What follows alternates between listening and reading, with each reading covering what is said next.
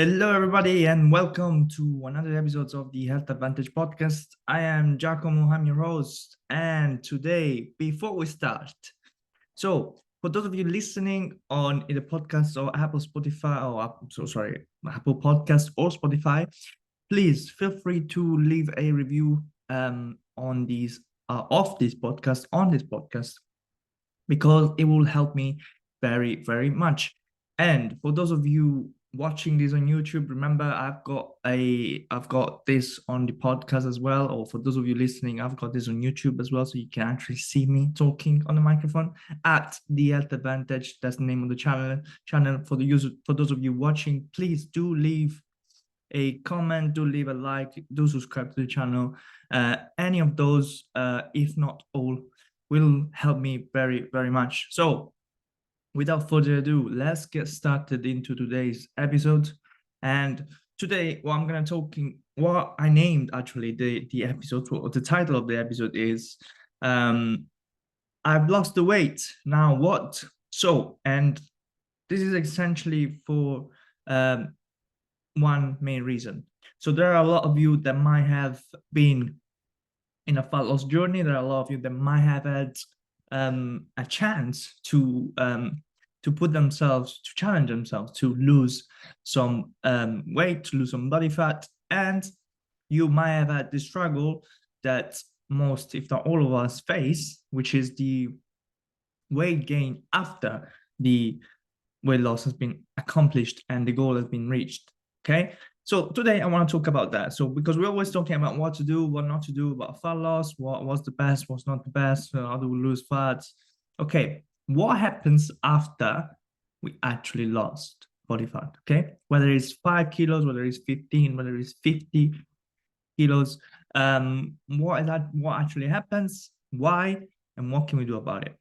So today's episode is going to be based on not a book, but a journal article from Dr. Kevin Hall, which is one of the leader researchers, if not probably the leader researcher, I should say, in the field of obesity, weight loss, weight management. So I'll link the article, the quoting that I'm referring to, and from which I took a lot of notes, which are going to be the main source of inspiration essentially for this podcast. I will link that into the notes of the show.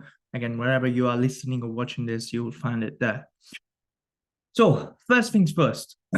So obviously the weight loss journey is challenging. It's very challenging itself. And again, if you guys have been into any sort of like weight loss, fat loss phase, you can understand and you know what I'm talking about. But it's challenging not just because of the initial loss, but also and probably more of because of the subsequent maintenance. Okay, so the efforts that we need to comply with in terms of success in maintaining our results is almost double essentially, and we're gonna delve a bit more about it into today. So many long-term longitudinal research studies, weight loss studies, show that essentially after a few years, now it can argue who says 2, who says 5, essentially between 2 to 5 years, a significant percentage of the weight loss is regained. Sometimes all the weight loss is regained, and sometimes, probably more rarely, but sometimes even more of the weight loss has been regained. Now, there are obviously a variety of reasons for this, and then we start exploring some of them first. So first and foremost, let's talk about the environment. Now, if you did not listen to my episodes about atomic habits, so the previous 2 episodes before this one that I'm recording right now, I spoke quite a lot because, again, the author speaks quite a lot of the importance of the environment onto our habits. And now these affect us in ways that we cannot actually almost control, essentially. And again, I'm going to retake this as a starting point because, again, we live, believe it or not, into an obesogenic environment, which means that essentially one of the primary contributors to weight gain and weight regain and resistance to losing fat essentially is our environment. And this is essentially because 2 reasons. we have a lot of calories or calorie dense choices available to us, to our reach all day, every day, wherever we go. And sometimes, actually, more often than not, we don't need to go anywhere anymore, because guess what? There is Deliveroo and all sorts of deliveries up and deliveries business that take the food directly to us. And at some point, probably somebody will even feed us and chew it for us. And also, obviously, and this is a consequence of this, there is less and less people that are cooking, less and less people that are cooking at home, that are cooking their own meals. More meals are consumed, obviously, as I said, like either as part of takeaways, takeouts, but also as meals in restaurants. And also, the other side of the coin is that we live in a much more sedentary society, and even doing 10 minutes of work to get us from A to B feels like an impossible task to achieve, and also a big waste of time. Because let's be honest, especially for those of us living in big cities, I live in central London. I mean, not really central London, but it is central London. Definitely not outside London, definitely not central, way in between. Anyways, for those of us living in big cities like London, for myself, working can be almost a very trivial, if not challenging, task to accomplish. And it feels like, obviously, a waste of time, because we're always on the rush. We always have stuff to do. And then, let's be honest, we're also very, very lazy. Now, whether this is our fault or not, we can argue that, but this is just the status of things as they are now. So, the next point I want to talk about is the physiological responses that we have to a weight loss journey. So, and by physiological responses, essentially, there are a few different things that change, because even though the mathematical equation of calories in, calories out is the main and only driver really to affect and decide whether we are going to lose weight, or I should say lose fat, maintain our weight, or gain weight, and in this case probably body fat. So whether, obviously, this equation still matters, but the problem is that as we continue, as we delve into more fat loss journey, we delve more into the fat loss phase or weight loss phase, whatever you want to call it. So as we lose weight, essentially, the body undergoes some physiological changes. First and foremost, it will decrease energy expenditure. This will happen both by decreasing the basal metabolic rate, which is the basically our metabolism arrest, and that the body has to maintain essentially all its functions. Okay, it's outside of our reach, and essentially, as a survival mechanism, the body will decide to start slowing things down, and also it will subconsciously make us more tired, and therefore make us move less. So you probably will notice that you move less, you do less steps.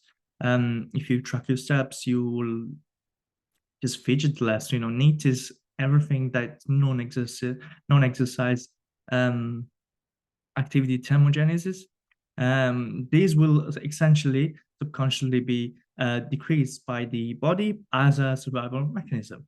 And finally, but not less importantly, there will be alterations in our hormones, in particular to leptin and ghrelin, as well as some thyroid hormones, which will, again, there's a bit more nuance to that, but definitely to leptin and ghrelin that regulate our appetite. So one makes us feel more hungry, and the other one makes us feel less full, or more full, obviously. But again, in this case, we're going to feel more hungry and less full. So these changes are going to put, as you probably guessed by now, at a very big disadvantage against weight loss or further weight loss, or even against long-term maintenance. So what usually happens in a general fat loss journey is that we see some good progressive results quite rapidly, actually, and this is usually slowed down after a few weeks or a few months, and then they lead up to a plateau. And the plateau is usually followed by a period of either stagnation or weight regain. Again, this is quite common, and again, something that I have experienced both myself with some of my clients, and that with years of obviously acquiring both knowledge and experience in managing those, finding a good few ways to manage it. This episode and this article in particular that I'm discussing today is probably one of these resources that played a very important part in my the foundation of my knowledge and of the foundation of also the practices that then I started applying, as I said, both on myself first, and then as a practitioner on my clients second. So where were we? Yes. So sorry. The this plateau is usually followed by a period of weight regain, and the body response to weight loss is essentially obviously reduced calorie burn with the same amount of activity that we were doing before, and increased appetite. So again, we are essentially swimming against the stream, and the stream is getting harder and harder every day that passes, every day that we are in a caloric deficit. Now, there are these physiological responses that I've talked about, but not less importantly, there are obviously also psychological consequences. There is a big psychological impact because of these physiological barriers that we encounter. And I guess if you've been in the same journey as I have been, both, as I said, as a on my skin, that on the skin of my clients, we can all relate to this, where we felt obviously completely lacking, confidence probably in our abilities to continue our journey in the first place. As I said, like this feeling of swimming against the stream, and the stream getting harder and harder every time and every stroke we take. So the willpower will start to slowly but surely crumble. Obviously, as I said, we're gonna feel very hungry, so the diet fatigue is probably will be very challenging, and it will be difficult to sustain the discipline that has so far carried out our weight loss. And as I said, like these are all important factors that will play a part into our journey, and this can also be obviously amplified by the fact that these feelings will essentially generate as a feeling of an inadequacy in us, feeling that we're not up to the task, feeling that we're not up to the goal, feeling that we're failing ourselves, that we're failing the goal. And obviously, when this happens and our self-esteem crumble, and our ability to carry the task, what is called self-efficacy, will start to, as I said, go down or crumble. We are going to be it's going to be very difficult to keep essentially putting in effort into the things that we were chasing, or the goal that we were chasing. So what happens next? So essentially, there are a few discrepancy, first and foremost, between what we feel like we're consuming, and that's the first point. Sorry, I didn't explain this, but so there is a first point of contact that we can try and adjust when all these things start to happen. First and foremost, we need to make sure there is not a discrepancy between what we are thinking we are taking in terms of like food intake. And yes, this will require you to track your food. And so essentially we need to be assured that we are objectively quantifying the calories that we're taking in every day, and every week. And this is essentially because we need to make sure that obviously we know how much we're taking in, because this is the only way to assess whether whether our caloric intake is matching our metabolic rate, or we can assess whether the metabolic rate is not matching our caloric intake anymore. And this again through different formulas and calculations, which I'm not going to delve too much into it. But again, you have the chance, if you want me to delve into it, please feel free to, again, if you're watching this, leave a comment. If you're not watching and you are on to the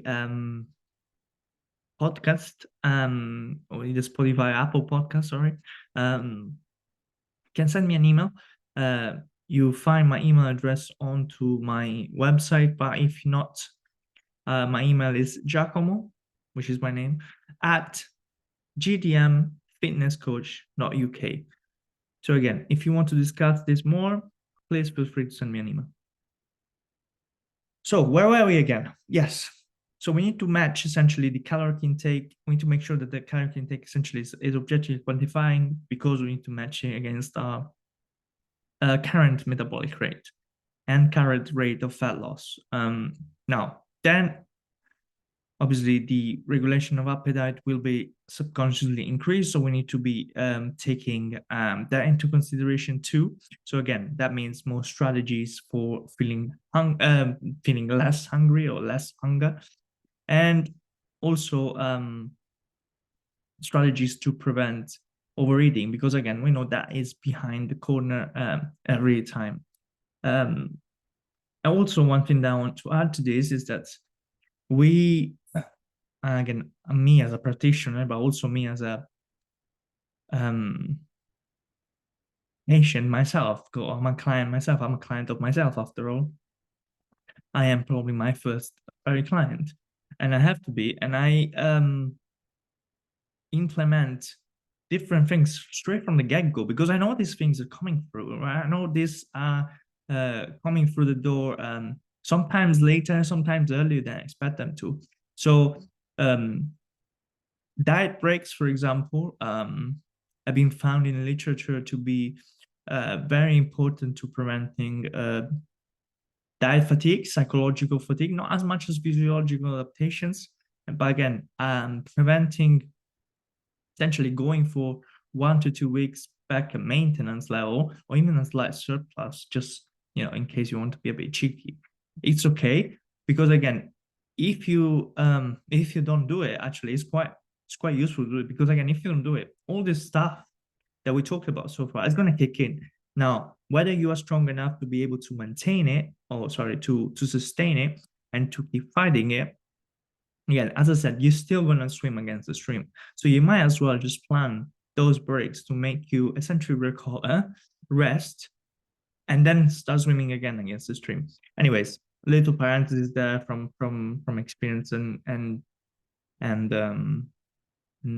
yeah. Anyways, so from a calorie balance perspective, then obviously we need to consider, and this is quite an important point that is stated into the article, that I think is important to mention, is that sometimes, again, patients, we refer to patients into the article, but patients and clients are the same thing. Sometimes clients that are maintaining the weight might be eating only just about 100 calories less than somebody that is regaining the weight. So sometimes the difference is much less than what we think it is.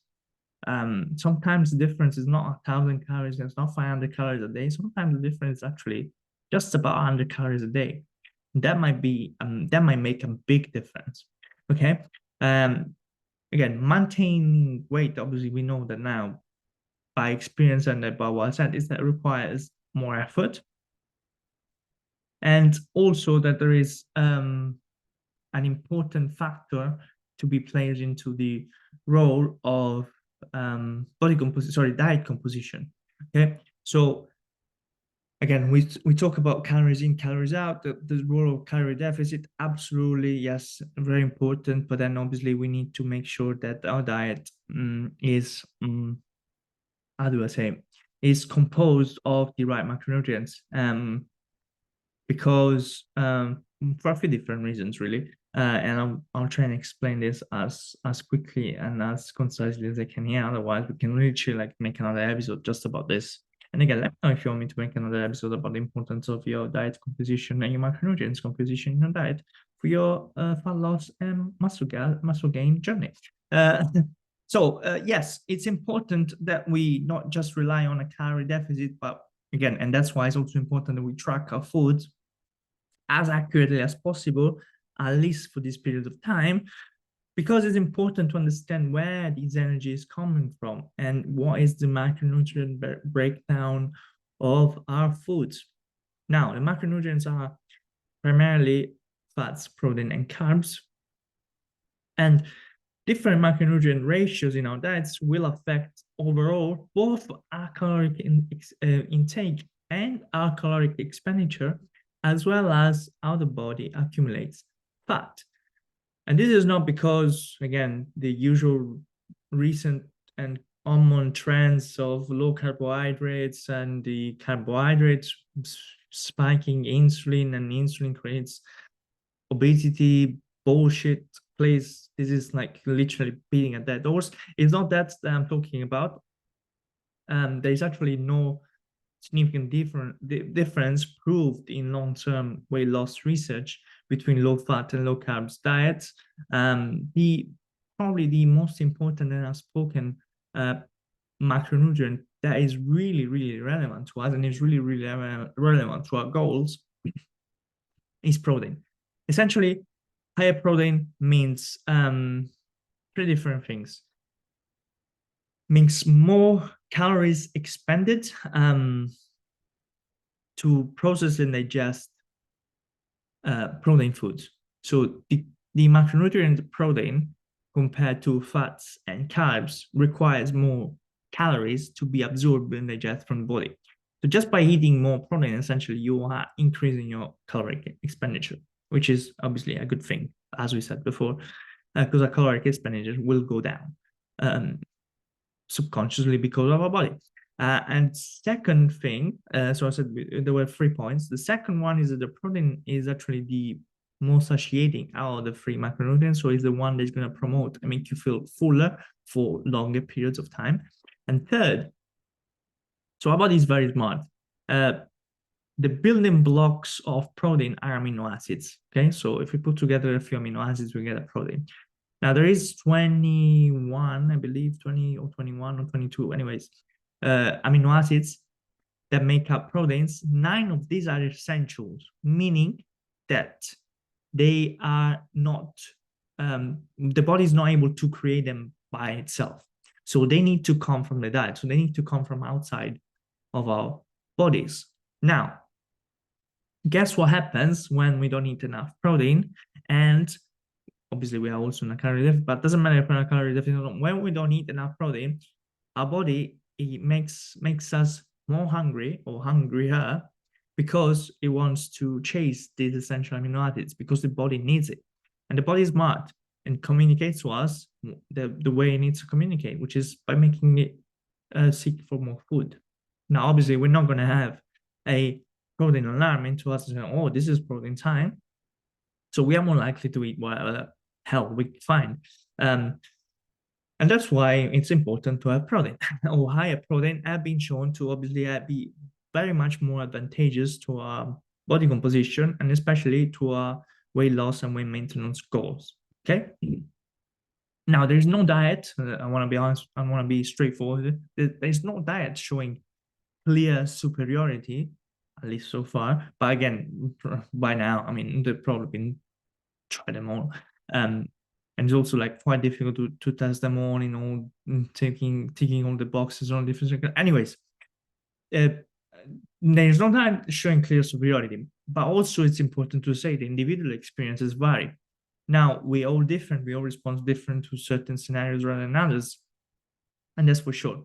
That we all have different genetics. We all have different insulin sensitivity. We all have a lot of other factors different from each other. And also, one other important fact to say is that obviously there are non-biological factors, like I said, the environment, for example, the social support, our social circle, our peers, you know, our significant others, you know, our ability to cook, you know, our cooking skills might affect us. And all these other factors obviously are going to play still a significant and important role into the adherence of our diet and into the adherence of our fat loss and weight loss journey. I will probably again make another episode just on this topic because the topic of adherence to a fat loss journey and to a weight loss maintenance phase, it's very important and I think it's very deep and it deserves a bit more topic. But as I said, for the sake of today's episode, we're not going to delve too much into this because otherwise I will stay until tomorrow morning talking. So so we talk about, obviously these are pretty much the main challenges that we mentioned so far. And we're gonna talk now also about the strategies that we can undertake. I mean, I mentioned one already, but some of the main strategies that we can undertake that I think are important to mention. That, as I said, like the author Kevin Hall really does a good, immense job, and is fantastic. I listened to a few of his interviews on podcast. I read, obviously, some of his work, probably not all of it, because he's done a lot of stuff in his research. But yeah, Kevin Hall is definitely one of the go-to for this stuff, and he's definitely the man. So I have to thank him for all of this. As I said, I'm just talking the science that is thankfully put at our disposal. So as I said, long-term maintenance. Obviously, the long term of keeping the weight off is going to be our primary goal and also a primary challenge. As I said, we're going to face a lot of challenges, and pretty much I covered as much as I could so far. Now, the other challenge that I did not mention, that I think is important talking about, or mentioning at least, is having is the expectation versus reality challenge. Okay, and this is obviously common in every probably area of our life. High expectation, also unrealistic expectations, sometimes, not sometimes, more often than not, really, do lead to disappointment and demotivation, and being able to handle or to probably I would say not have unrealistic expectations is a skill of itself, and this is both for the client or the patient and for the practitioner. And I can tell you that, as you know, as both, I can tell you that is a skill itself for both, right? So it's a skill for me both as a coach to try and handle unrealistic expectations of clients without as I say, like killing their dreams. And for me as a client, it's quite tough to handle my unrealistic expectation by myself. And again, in relation to this context, but also in relation to all sorts of other contexts. So what are the strategies that we can then start paying a bit more, start implementing essentially to gradually go against the stream? As we said, that is going to get harder and harder against us. So the first might sound a bit cliche, but again, I think is very important. And again, I can confirm, both as I said, as a coach and as a client myself, is trying to encourage people and patients and clients to focus on their efforts and to essentially place importance on the achievement or what they actually have achieved already, and how much effort they put in for what they've got out, rather than obviously the unmet goals. And as I said, this sounds cliche, but trust me, it's really, really important. And it does take a little bit more of that saying. It does require for us to dig a little bit deeper and to actually stop and think how much effort we put in, and to feel a little bit proud for the achievements that we actually achieved.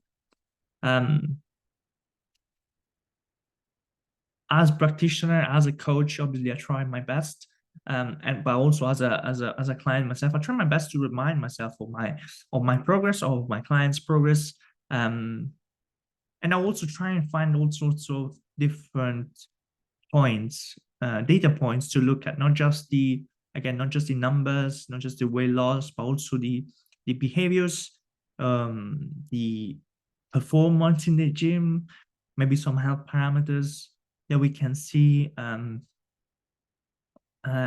So anything that really try to find the, I want to say almost the sweet spot that can keep motivating us, it can keep motivating my clients. Now, the second important strategy is called relapse prevention. And again, the name might says it all. So we need to be prepared essentially for worst case scenarios. Again, it's a matter of managing our expectations. It's not a matter of being negative. It's a matter of understanding that potential setbacks can be encountered in the road ahead. In fact, more often than not, when did we ever do something without some setbacks? In my experience, there is more setbacks than not. So at some point, something can happen. And this essentially just prepare us for it, so that we're not taken out. So we're not taken by surprise, essentially, so that we can return to a weight maintenance or weight loss routine faster than what will otherwise be if reality were to slap us in the face out of the blue. Some of these strategies might include, for example, self-weighing, setting some sort of self-weighing, sorry, for those of you that might not be aware, just keeping a daily or a few times a week track of the weight of your weight for weight fluctuations or whatever, but also to have something that brings us back to the routine. Remember, the bringing back us to the routine and not breaking up the routine is important. Setting some weight thresholds, for example, that can happen, and also developing some plans, obviously, for managing lapses. And this is something that I call the contingency plans, or the contingency plan, that I always have as an escape route, almost to offer to my clients. Before any of this stuff happens, I always introduce them to the contingency plan, or not option, to the contingency plan essentially, for when things might start to go south. Now, the next strategy is it's called cognitive restructuring, and essentially means assisting.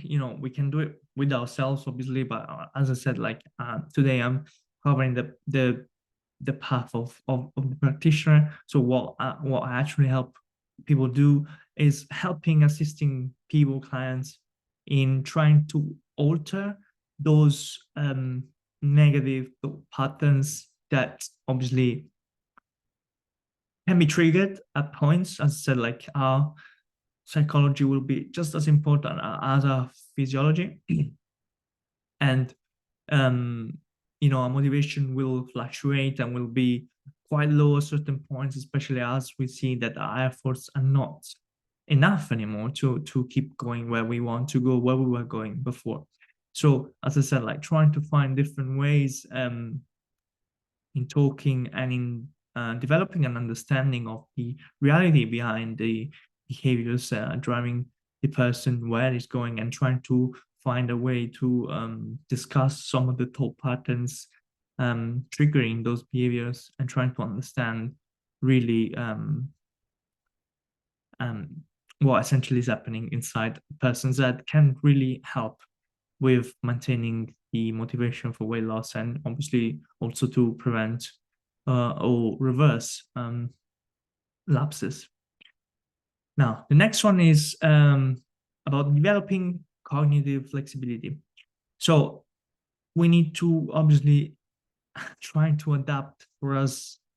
I know this is never easy, and I said to you before, realistic is the key word here. And I know that being realistic is always quite tricky, and it always requires, a few like trial and error almost.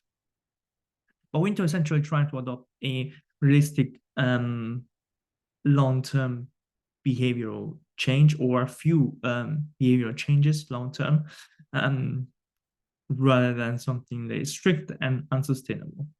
So, for example, I decide I'm never gonna eat, I don't know, whatever my favorite food is, because it's extremely high in calories. Okay, that is really strict, and is also not very realistic, and it's also probably not very sustainable either, because by the fact that it being my favorite food, that is probably the case that my mind is going to drive me to that favorite food whenever I am not in the best condition, whenever my willpower is not my best, whenever I don't feel great about myself, and all sorts of different other scenarios and situations that you might really be already aware of, and you might really be familiar with. So what I will do instead, I would say, obviously, this is talking to myself. This is not this is not the right way. This is not the right approach to do this, because we both know that this is not going to help in the first place, because it's not strict, because it is strict and it's not really sustainable. So why don't we, instead of why don't we try and have it every now and then? And every now and then, meaning, at this point in time, because we are on a calorie deficit, we're encountering some struggles. So maybe we have it in a week time and we see how we feel about that. Can it be manageable? Yeah. Are we being strict? No, because I'm being flexible, right? I'm giving myself a week of time. It might be less, it might be more. Again, we're giving myself a time frame. And also we assess it, right? We continuously assess whatever the struggle is that we're having, whatever the behavior that we're trying to change or implement or adapt to. And we give ourselves different options. And we give ourselves also some sort of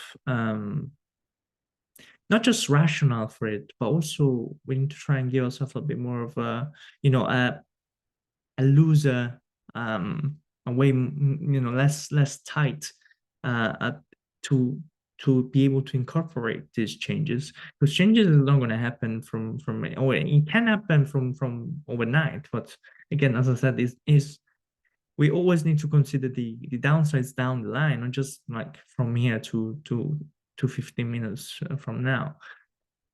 Anyways, let's move on otherwise, because on the cognitive flexibility side of things, there's a lot of work that can be done, and again, it's different with different personalities, it's different with different people, and it's different with different objectives too. So this is really, again, really, really malleable. I gave probably a shitty example, just I hoped that make it a little bit clear, because I understand that some of these explanations might not be quite familiar to everyone. But yes, anyways. The next one, essentially, the next one means that we need to find something that motivates us that is not too superficial. So to try and dig a little bit deeper, essentially, to what is our personal motivator, or to what are our personal motivations, because these deeper, meaningful motivators will essentially lead us to a more sustained behavior change. Now, again, I'm pretty sure you can probably all relate to this one way or another. When there is something shallow on the plate, we don't put in as much effort as when our life is on the line. This is an extreme example, I know it, but that's essentially it. Like I think it was Tim Ferriss in The Tools of Titans that said,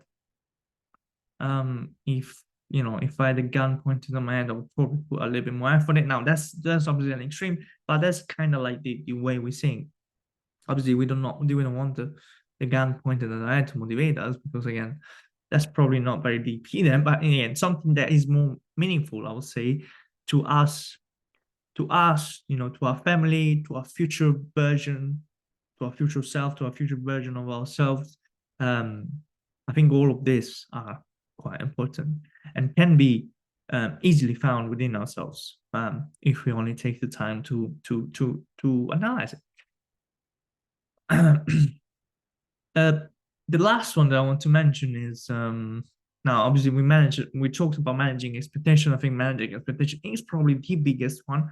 But one last one that I want to mention is that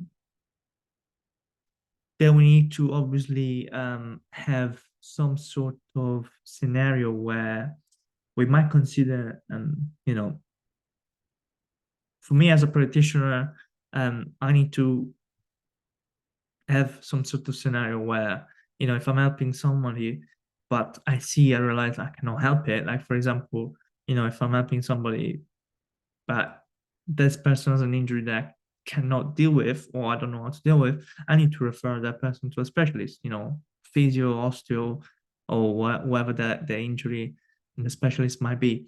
The same goes under, certain weight loss and fat loss phases. Now, despite obviously more often than not, people don't need it, but sometimes, and likely enough, this not happen to me. But sometimes it might happen, people might need to be referred to a specialist, or might need to go and see specialists because their efforts don't are not yielding essentially sufficient results. This is not me saying that these results are not sufficient. This is just me, assessing the reality of things. It's not my judgment. It's not me telling you're not good enough, so you're gonna go and see someone else. It's no, it's me saying and realizing, assessing essentially the reality of things, and thinking maybe somebody else in my place knows more than me in certain scenarios, and certain areas might understand this a bit more and telling us what's actually happening. So I think I have talked a lot for today. So thank you very much for listening.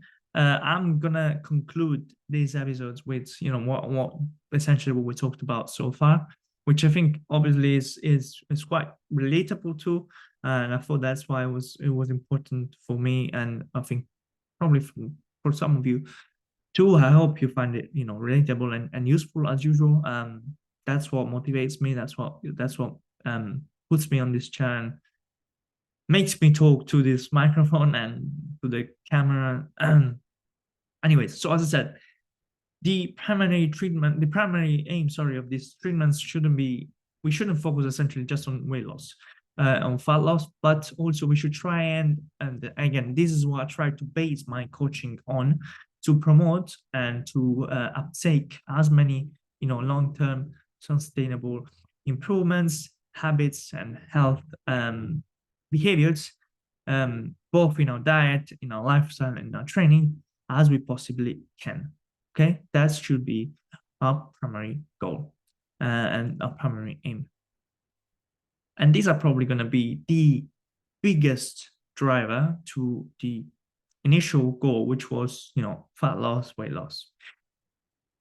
So main takeaways from this session, from this podcast episodes, is that, as we know, maintaining weight loss over the long term is very, very challenging, that we do require ongoing support, motivation, strategies, and, coaching in this case. And that realistic expectations, as I said, and I think, again, as I said, like managing expectations, realistic expectations, big key, really important, one of the most important aspects of this topic. Yeah, so the realistic expectations are often lower than what us as clients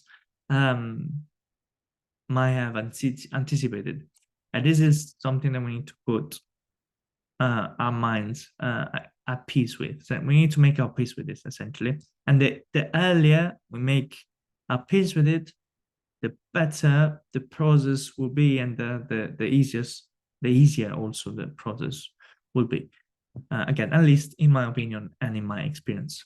Some of you might have different experiences and different opinions, which is fine, absolutely. And we also should remember that even though, like, we, the realistic expectations are one step below of our, targets, in quotes, targets. This will offer a lot of health benefits, a lot of performance benefits, a lot of that future self benefits that I mentioned before. So this is really important, and it is something that we need to remind ourselves, especially in those moments when the motivation will start to fade. Now, guys, excuse me. Thank you very much for your attention. Thank you very much for your time. I hope, as I said, this was good enough. I hope this was useful, and I hope you took away something good from this. I leave it here. Sorry for today, and I'll speak to you in the next episode. Thank you very much, and have a great day, night, weekend, week, whenever you listen to this. Thank you very much, guys, and speak to you soon.